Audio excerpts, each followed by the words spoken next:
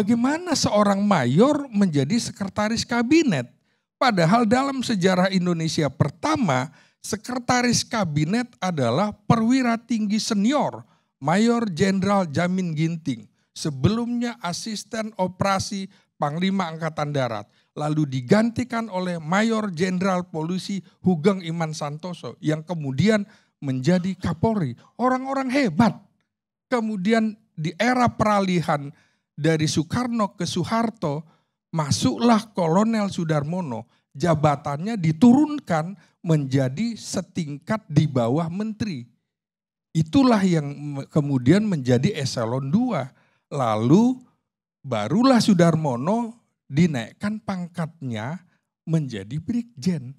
Nah, bagaimana mungkin seorang Teddy yang mayor, mayornya juga mayor instan, itu tiba-tiba dilantik jadi seskap yang katanya eselon 2. Eselon 2 berarti di bawah Menteri Sekretaris Negara. Harusnya dilantik oleh Menteri Sekretaris Negara, bukan oleh Presiden.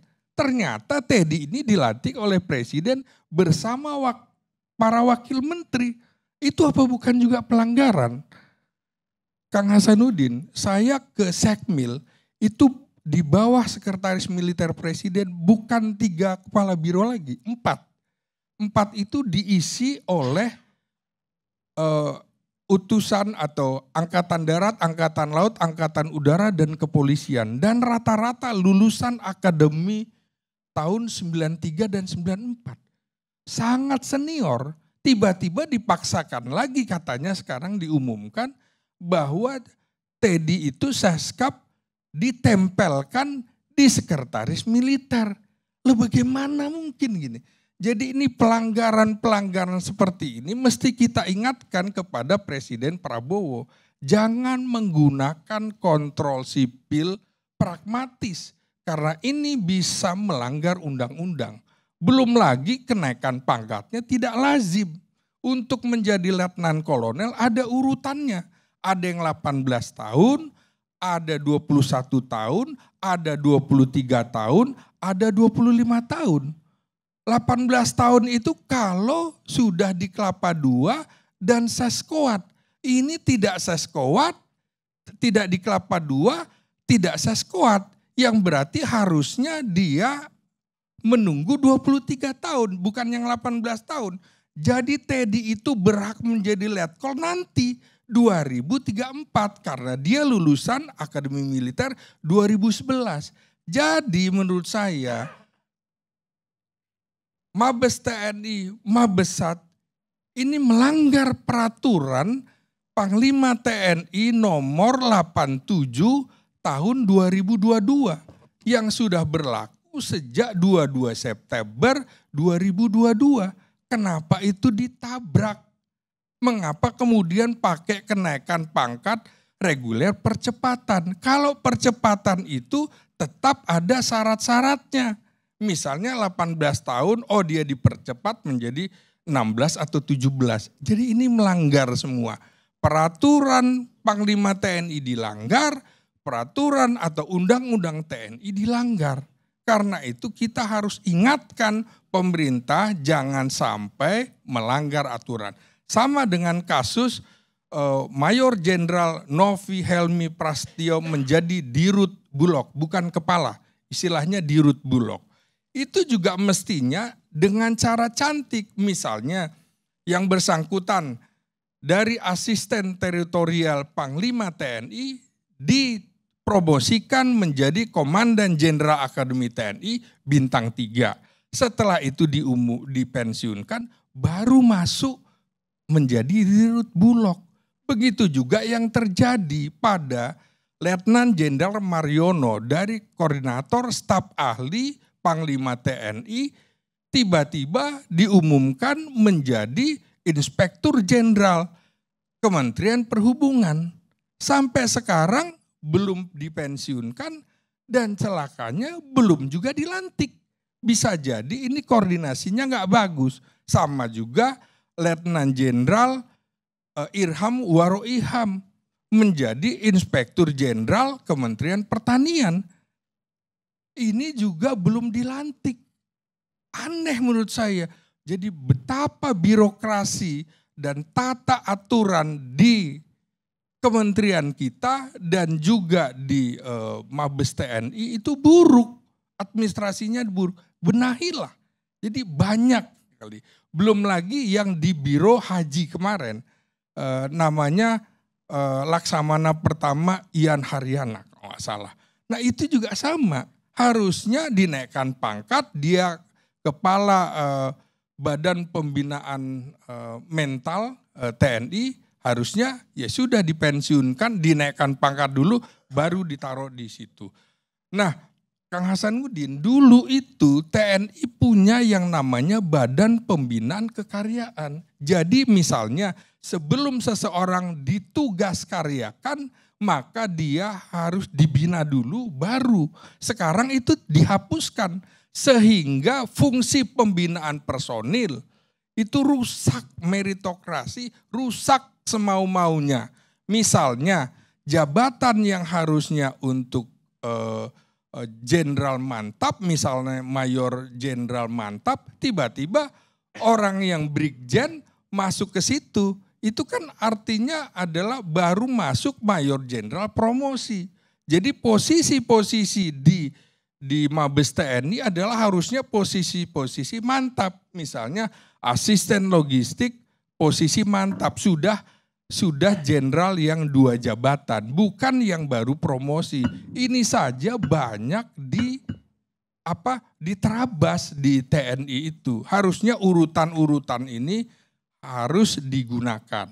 Nah, dengan cara teori hubungan sipil militer yang sangat pragmatis yang dilakukan terutama di era Jokowi dan di awal-awal Presiden Prabowo kena virus seperti itu. Jadi kita harus ingatkan karena Presiden SBY itu pernah melakukan misalnya pada saat pertama adalah Pilkada Sulawesi Selatan rusuh karena 2 kandidat gubernur dan wakil gubernurnya bertarung.